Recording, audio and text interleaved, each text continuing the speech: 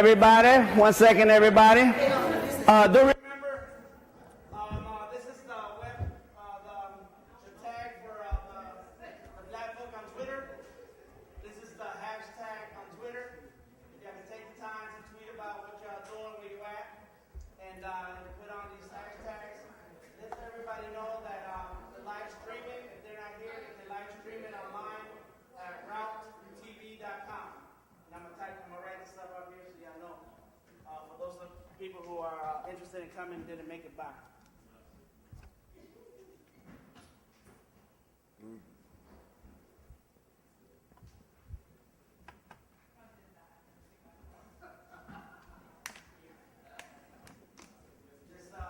great space is donated to us by Hypepotamus, and they're not here because they don't stay here this long. They're creative, artists. We do art anytime, all the time, whenever. Especially when you don't have a regular job like myself. But they let us use the space because one of the things that we're trying to do, Labor Day, Wade, and Jason Thomas, what we're trying to do is build a collective of artists that we can all communicate, we can all pass on knowledge and information that helps us succeed as artists, and actually helps us succeed as in where you can earn a living off your art. I think ultimately that's one of my goals, and that's one of the things why I'm working on.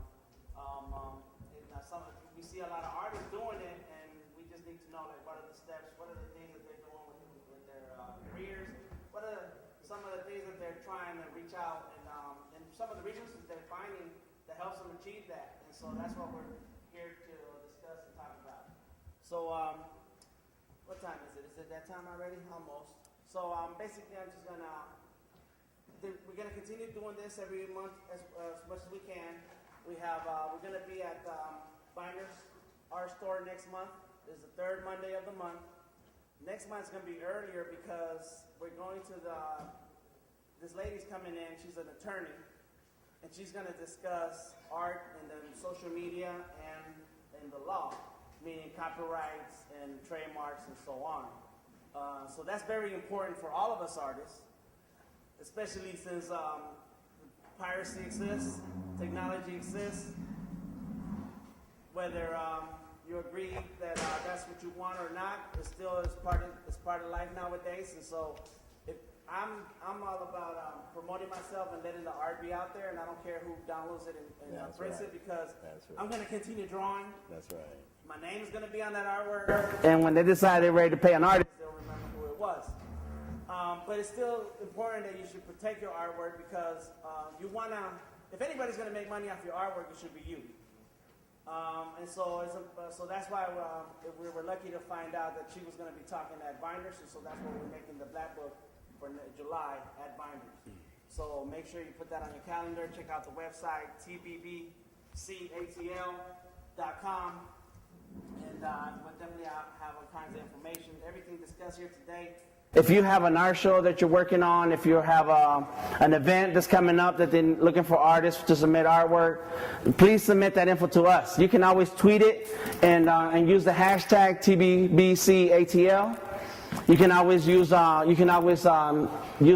on Twitter, TBBCATL, and we'll get that tweet. And we'll help it promote. We'll put it on our website. If you know of any resources or things that are for artists, any kind of opportunities for artists, please, and you want other artists to know about it, please let us know, and we'll pass that on also. We're gonna make sure that the art community in Atlanta can thrive together, and at least for those who are ready to get their art out there and promote their art and make money off their art. Some of us are introverts, some of us are extroverts. Of course, I'm an extrovert and I like talking a lot and I'm all about, look at me and my ego. And some artists are not like that. But we all have a talent and we all have a gift and we all have a purpose for it, and it's time for us to figure out what that is and how can we move that forward and align ourselves with other artists who are actually doing things. And some of these things do not cost a lot of money, or especially the social media promotion and marketing of yourself is free because Facebook is free, Twitter is free, so why are we not using those things? So please think about that, and if you have any kind of suggestions, any ideas, please let us know. I'm going to introduce the the conversation professionals in a minute. They will talk about what they do and how they, at least one story about how they got to where they're going. I'm sure it takes a lot of steps to get at any kind of level of success, whatever your definition of success may be. But then after that, once they talk enough about what their story is, we want to open the floor to questions. And some of our people here tonight submitted some questions through Meetup. And if we're going to go with some of those. And if you have a question here tonight and you'd like one of them to answer it, just stand up and ask the question. We're going to open the floor eventually to make sure that everybody gets what they can out of tonight's conversation. At the end of the conversation at 9 o'clock, you're welcome to stick around. I want to check out people's artwork. I haven't had that chance. I want to look through Black Books. It's called the Black Books. And the reason we call the Black Book, welcome everybody to the Black Book Conversations. Thank you.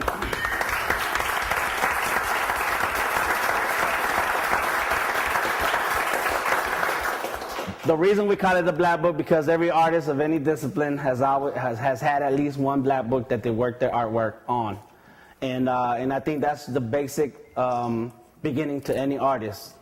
We want to make sure we include artists of any discipline and any kind of level. We want to be able to reach out, and so we thought of the name, the Black Book. We like that name. We want to continue to reach out to artists, and that's what we hear. Remember the Twitter, the hashtag. Want to thank Flavor Day for bringing the snacks. Hypepotamus, they're not here, but Kevin and Heath, good people. This is going to be a place to watch because one of their goals here is to incubate startups, new businesses that are brought in by creatives. One of the things that we're missing in the tech industry, and I've been going to a whole lot of conferences where they got real smart people who are developers and create these apps.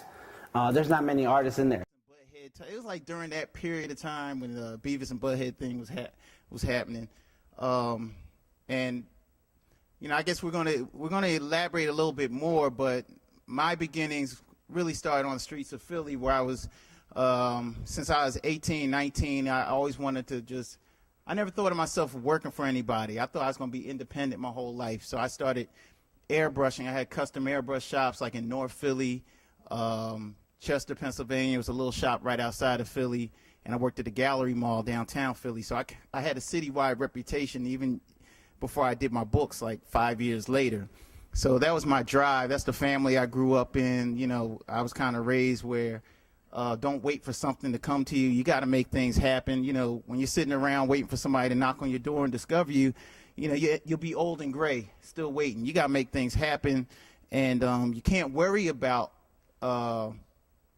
how the public is going to receive you because you won't know until you hit the public. So just get it out there and find out and build as you go along.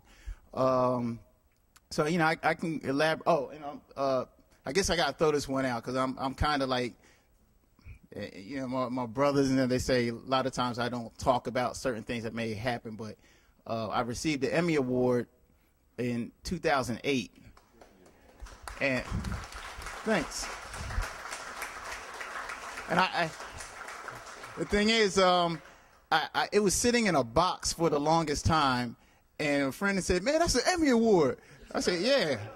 Man, why don't you have that out? It's like, well, I don't think about it. It's like, when something like for me, I guess when I do art because I love art. When I get accolades, I just kind of feel like they're like, okay, good job, keep going. So I just keep going. I don't think about it. I feel like that's yesterday.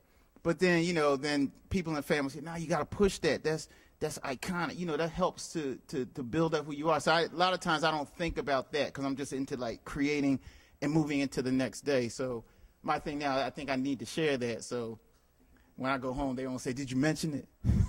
I said I mentioned it. I did a public service announcement for the Dalai Lama. Dalai Lama came to speak at Emory, and at Turner Studios, we had to put together like this public service announcement. So I actually conceptualized how the spot should look.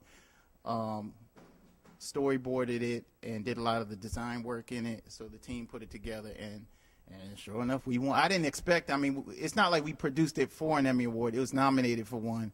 We went to the Emmys and actually won. So at that point, I was like, I want to win another one. So, your mind sticks in now, you got to get another one. But so to me, there's a lot of things that have been opening up. And I feel like a lot of the rewards come from me just doing what I love, not necessarily I'm doing it to get that reward. And it seems like the rewards come from people knowing that you love what you do. You know what I mean? So I'm going to elaborate, I guess, a little bit more and answer questions, but I'm going to pass on to my man Neal so he can fill you in on his background. All right, very good. Fantastic. What a wonderful guy. You got to love it. I mean, everything, my background, we'll get into that. 'Cause I remember when it was so long ago, it seems. It seems like I remember being 3 years old, and my grandmother, before she left this world, said, I knew you were going to do something in art, because I came up to her one day and said, Grandma, can you draw me a dinosaur? Over there off, Huff Road somewhere, and set up shop, and next thing you know, I just said, let me dig in and do what I do. I had a pretty solid brand already, so it wasn't like I was just starting from scratch. We'll get into that too.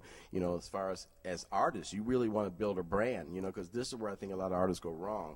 They start painting, and you might be talented, but if you don't have a system in place or a brand in place or a way to identify your work to the public out there, you kind of get lost in the sauce. And I think that happens with any profession you're in. But especially in art, you really, when I talk to young people, it's like really concentrate on your branding. And just like Daniel mentioned too, I kind of like, even though like you said, with technology today, people can take this, take that, but it actually has worked for me. When all the college students were downloading my work and hanging it up on their walls, and everybody was stealing my stuff and putting it everywhere, it actually helped the brand. I never really got mad where some artists were getting upset about it. I'm like, no, this is free advertising for me. So the more and more my work got out there, it just really started taking off. So now my work has gotten all over the world now, and I was like, wow, this is pretty cool. I mean, we might lose some of the financial opportunities, but still I'm in control of it, and I know how to get the money when I need to get it the real way. And so I work with a lot of artists. Now, the strangest thing happened too. Now, I answered a Craigslist ad, something I don't really ever do. When I first got down here and the guy was looking for a rock and roll artist, I had to answer because that was just unique right there. That doesn't happen every day. So I answered that, and the guy says, okay, I want to try you out on this. I want you to put your style of art I like on guitars. So I did it. I think, okay, what's going to happen here? Lord and behold, that has turned into something really big now, because when I did the first guitar, it was actually for Robert Plant, from Led Zeppelin. Yeah. And he autographed the guitar, and then what happened with my friend was he had stage 3 cancer, and he actually, an organization called Music Cares actually helped him. They pay bills to musicians and people when they're going through tough times. So he felt that he wanted to give back in a way. So he had me do some art on the guitar, and then we get Robert Plant to sign it, and then it goes to a charity to raise money. Well, then all of a sudden this really started to work real big, and then the money went back to places like St. Jude's Children's Hospitals, Cancer Society, Music Cares organizations, and all of a sudden it was a big hit, like overnight. So he's like, Neal, this really worked out. We want you to do another one. Okay, now we're going to do something for Carlos Santana. Oh, okay, cool. It's getting better already. So we do that, and as soon as Carlos saw it, a picture of him with it here, as soon as he saw the guitar, he loved it so much, his management called me and said, hey, Carlos has to have an identical guitar made like right now. He loves the way you're doing things. So what happened, and this is only less than a year ago. So since that moment happened, and here's the one thing you learn to do too with your art, we have learned that giving is a big part of a success story. I mean, we all think, you just want money. No, it's bigger than that. If you give first in a big way, if you put your work out there, like you say, you got to put it out there. Don't worry about the money at first. Just get it out there. You'd be surprised what the universe does with your work when it's just out there, free and from your heart, and not worrying about what you're going to make from it. Now, every artist has come to my agent now. I got an agent now through this to have my artwork put on their guitars now. I mean, the last was like I did 2 guitars for Paul McCartney for the Grammys. And then what else was some country artists. What was that? Yeah, I forgot. I got to go through the whole list. No, I'm working on Ted Nugent right now. His crazy self. Vince Gill. That's what it was. Amy Grant, people like that. So it just started building and building and building. So now we've raised over $100,000 just in charities in less than a year already. And so now all the guitar companies are like, what is happening? We love what's going on with this, and now they're starting to support it. So what I'm saying, magic starts to happen in a way if you just believe in your work enough and just do it. Like he said, just put it out there. Just let it roll. Let it flow. It starts happening. So other than that, that's where we are right now. So right now I'm up to my neck and just doing guitars and things, something that I never thought I'd be doing, you know, but it's starting to grow into a much bigger world. So, I mean, I was a professionally trained artist, just like my partner here, and can go in many directions, but sometimes just let it go. Let the feeling come to you. It will guide you to where your art needs to really go. I mean, like even right now, I'm working on a deal with, I think, what is it called? Sweet George's Juke Joint downtown. That we're going to do like little miniature guitars like this here. So we're going to probably be putting their little logos on the guitars. Y'all seeing something that's really confidential right now. Okay, but I've learned to also to once again make it into business where your art can be business, and we go into merchandising. I mean, so you'd be surprised where your art can really go if you stop and think about it for a minute. There's a lot of things out here, and like I said, the world's moving so fast with the technology, but your art can be placed on all these new areas these days that the kids will love and people love, and technology now, like I said, posting things on Facebook and Twitter and all these things now, it really brands you, and people start to follow you, and you get a buzz behind yourself, and things really start moving a little faster than usual. I mean, I'm an older guy, and I didn't think it was going to be like this, and my kids laugh at me when they say, oh, Dad, you finally know how to do a little social media, huh? I'm pretty good at it now. You know, so I kind of do everything I do. Like tonight, we'll post pictures and put it out there. So people start to love the buzz of what you put out there. So my successes really come from not me just knowing how to do art. It's the point of just letting it flow, you know, just let the magic happen. And I mean, I fight myself and my friend Rita over there, don't I? Sometimes about, you know, you get depressed sometimes, artists, you know, you hear those starving artist terms, you know, we ought to kill that person who came up with that one, you know, but they should have never done that, you know. But, Well, I want to not cut you off, but, you know, we got to keep it moving. oh, yeah, I'm right. One of the things that I want to point out what he said is that he answered a Craigslist ad. How many of us have looked at Craigslist and seen the opportunities that are on there? How many have responded to some of these opportunities? And half of them are junk. Yeah. Yes. Junk, yeah. Yes, it is. But that's just in general online. You're going to find people trying to scam, people trying to find ways to use somebody else's stuff and so on. Yes, but let's not let go of those opportunities. Let's not ignore those opportunities that some of them may be legit. You're just going to have to make a move. You're just going to have to figure out for yourself, okay, what's the next step? And any of our careers right here has not been in a linear way. It's always, you could do one thing and then you find out there's somebody else doing something else, or there's an opportunity on this way, and then you make a move on that. And you keep moving around till you find your place. And that's the key, to keep trying, keep moving, and keep doing something that's going to get you to where you feel comfortable and that you feel happy that you're actually doing your art. Anything you'd like to add? Wow. I mean, there's a lot of things to add. I'm trying to think from what perspective. Well, one thing that I usually say, matter of fact, there was a group of kids that just came to Turner Studios recently. So a lot of times that happen, like they come toward the studios and stuff. And what I kind of come to learn that I emphasize to them more so than whatever it is that they're going to do is thinking about the circle of people around them. Because a lot of times you don't realize the people that you call your friends are the same ones that are chipping away at you, that are like basically stabbing you. You know what I mean? And it's like, but you may not realize it because, you know, that's my boy, it's my such, you know, but at the same time, they're really like silently, you know, shaking your hand from the left, you know, giving you these compliments from the left rather. Or, you know, you really have to think about, are the people that are around you, do they support your dreams and your visions? Do they say, oh, man, that's great work? And they want to see you success. They want to see you reach this point of success, like non-jealous, without jealousy. Like they really want you to be successful, you know, because there are those who, you know, say, oh, man, you still trying to do that art thing, you know, or, yeah, man, you've been at that for a long time, you know, and it's like, yeah, I might be at this my whole life. So what? You know what I mean? Like that's the arts. I mean, Norman Rockwell, I think from what I read, he died at the canvas.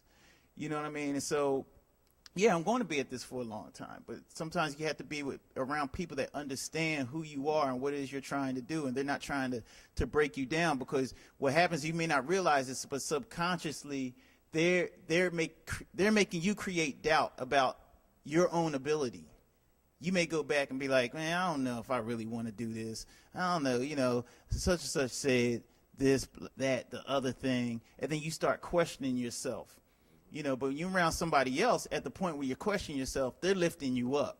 They're re-hyping you up on who you are, and then you go back and it's like, oh, no, I'm amped now, and I'm coming up with something else.